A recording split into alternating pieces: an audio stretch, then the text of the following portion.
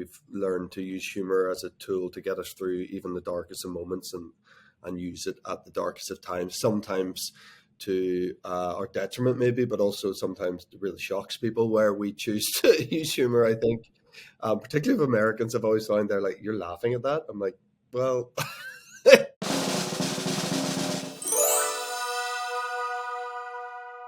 So much of this experience was driven by that, by trust, by Ken imbuing myself, Caitriona, certainly, if we can talk about that as our own kind of like unit, which it felt like it was sometimes, and then Pop and Granny were their own thing, and then the boys were their own thing, but then collectively we had our own thing going on too. It felt very much like that. And I know for Caitriona and I, we've never felt trusted so much on a set before, and I think a lot of that was down to Ken going, "You guys bring what you want to bring to this, and I'm not going to try to say my father wouldn't have responded like that, or my father wouldn't have found that as funny as you're playing it," or whatever it was.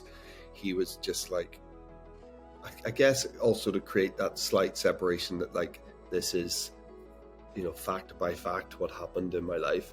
Like about 90% of this did happen, and all the main events are truthful to what really happened, but he definitely, there's room for us to do what we wanted to do with the characters. You all have a story to tell. But what makes each one different is not how the story ends, but rather the place where it begins.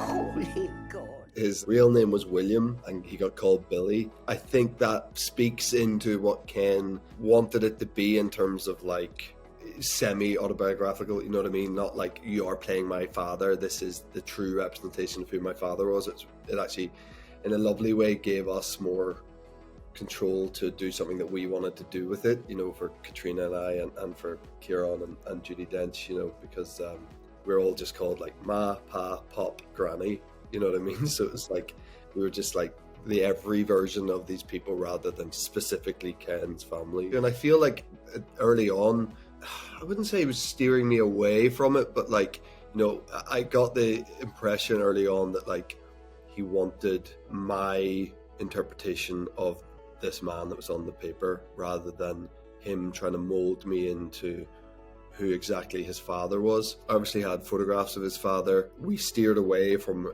having any video footage. I actually don't know if any existed, but if it did, Ken wouldn't have wanted me to see it because, again, he was like, "You do your thing with it, I trust you." I am from Belfast. My father was from Belfast. His father before him. I come from a long line of men from Belfast. So I luckily have a deep set inbuilt understanding of men from that part of the world, which you don't often get with a job. It was a lucky one for me in that respect.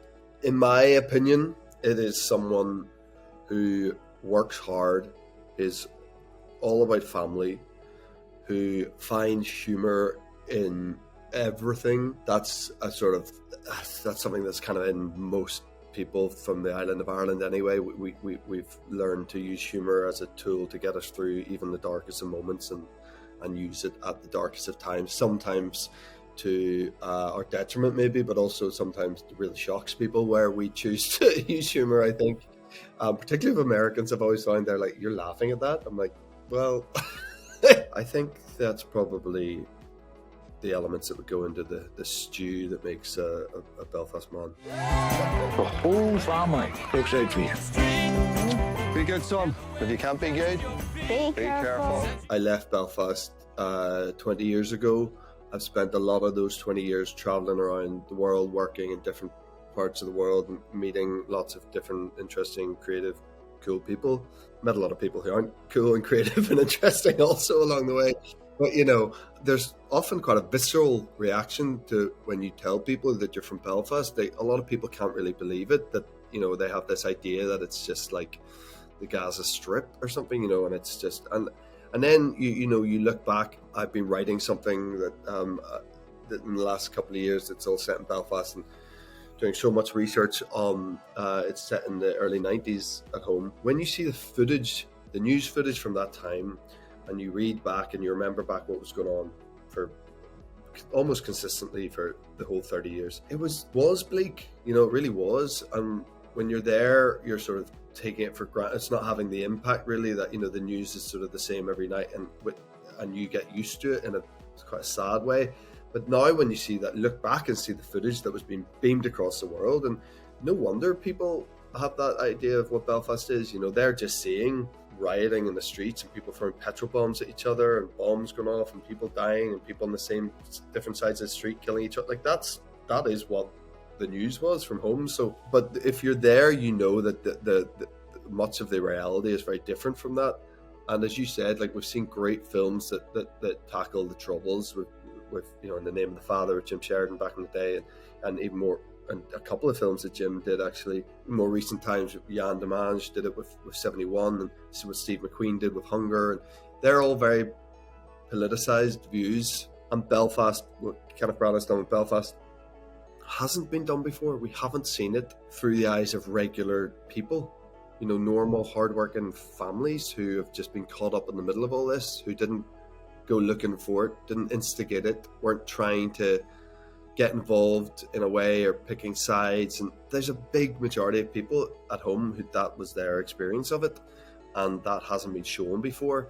And see it through the innocent eyes of a 9-year-old boy who definitely didn't look for it or want it, or has not picked a side or chosen a party or aligned himself with anything. That's important. That's an important message for people to see, because that was always my understanding of it. Like, you didn't have to be politicized or driven by religion or whatever it was. That there were people who just didn't want it and wanted a peace, a peaceful environment, and this captures that. And I think that's really important. It's important for the people of Belfast to have that portrayed. It's also important for people across the world to see this and go, oh right, they're not all just like, it's not just filled with like hate, they're normal people there. It's important. It's interesting to hear Ken talk about it in terms of, obviously you're not seeing the world in black and white, no one ever has, but when he did go to the cinema or go to the theatre and this sort of life happened that seemed very different to the sort of monochrome life and the often rainy, dark skies of Belfast, that was this escape for him as a tool in the film to have, when they do go to cinema, be in colour, when they do go to the theatre to be in colour. It's really impactful. It really is.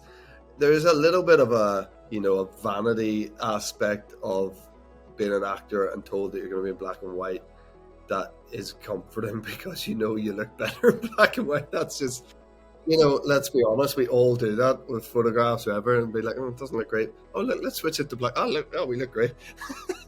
So, there's a bit of that too. I think it benefits it massively, and to talk to that sort of documentary style, it sometimes is the case. And Harris Zambalukas, our DP, was just incredible. But again, keeping it in that perspective of a 9-year-old boy, and like being in and amongst it and being small and seeing this world sort of explode around you, figuratively and literally, just put you in it, put you as an audience member. It just made it feel very authentic, I think, rather than like very stagey setups, no marriage is perfect, is it? It's not even an attainable thing. But at the core of any good marriage that works, that able to ride out the bad moments, is that you really do love each other. And you can love each other and get very annoyed at each other. You can love each other and throw plates at each other. And I personally don't have that kind of thing. I don't have that sort of violence in me to like throw plates. But they did. I just consider myself so fortunate to have had a dance partner like Caitriona in this movie. We really, really met at the same page every time. We were never combative in our plans for how we thought the energy of the scene should be. That also always fell in line, luckily, with what Ken had in mind. He also, as I said at the beginning, like, he always sort of gave us this freedom to like do what we wanted to do and trusted our instincts. And 100% of the time, our instincts were identical. Caitriona and I, truly, I really mean that. Like, they were identical, and they just worked in symmetry with each other, and it was always cohesive. And that was just luck of the draw, maybe a bit, maybe very clever on Ken's part to put those two energies together from what he had worked out and what he'd seen of our work before, and from meeting us. It was just always easy with her, and it really felt easy. And I think when something's really well written and you're working with someone who's great and you feel very comfortable in the role and with the dialogue, it can feel easy. You're still terrified, but like once you're in it, you just find this rhythm with each other. We just found that rhythm really quick. I think our preparation was similar. We both want to have fun. That seemed to be a real theme with the whole cast. Such powerhouse actors in there outside of Caitriona, with the rest of the family of Ciarán Hinds and Judi Dench, but they similarly just came to have fun. There's no leave me alone, I need, and I'm not breaking character here. Like there's none of that. Like everyone has their own way of doing it, and it's not like I don't have moments where I will be like, I just need a minute here to get myself into the right headspace. And we all do that, but for the most part it was a very buoyant and fun set where we were making each other laugh, telling each other about what we were up to, and then suddenly we were filming, and it just kept that sort of openness with each other and sense of family, that we all really understood each other. Life would be easy if I could do every job of Caitriona Balfe. Oh my god! Honestly, everyone like this industry is like for whatever reason, there's just not enough made of. There's too much made of actors, and they get too much of the attention. But like so much of it, like hair and makeup, particularly on every job, are so crucial because you're with them from the moment you arrive in right up until you step on set, and everywhere in between. They are your sounding board. They are often the people who just put you in the right head space for the day. They're crucial. They're crucial for your overall enjoyment of a job, because they're the people you outside of the actors you spend most of the time with. So I'd say hair and makeup for every job I've ever done, because that's where everything's said. That's where all the secrets come out. That's where all the frustrations come out. That's sometimes where the wine comes out at the end of the day. It's like that's like the hub. Like the rest of the world, normal people came out at a time when everyone was just indoors, hungry for some great content, and we got this gift of a show and these two just phenomenal performances. And I don't do this very often, but A, the industry's tiny. B, Ireland is even smaller, so it was like a very easy way to get in touch with Paul Mescal. Like within a minute of asking for his number, I had it, and I just got in touch and just was like, told him how inspired I was by his work, and and now we have a nice little relationship where we sort of like chat to each other sometimes, and I think it's important to reach out like that with people. But I thought what he did was really special. Daisy Edgar Jones was incredible too. Directors, I'm always slightly hesitant to talk about direct because I feel like it probably just won't happen. You just be like a fanboy for the rest of your life, and you'll actually never get to work with these people. But there's a few. I tell you, I've met Barry Jenkins a couple of times and hung out with him a bit of Telluride this year, and that was a sincere thrill for me. Like, I'm such a fan of his. So even just meeting him and chatting to him and just like pretending you're his friend for a couple of hours was kind of enough for me. Maybe I don't even need to work with him. That was enough. I got my fix.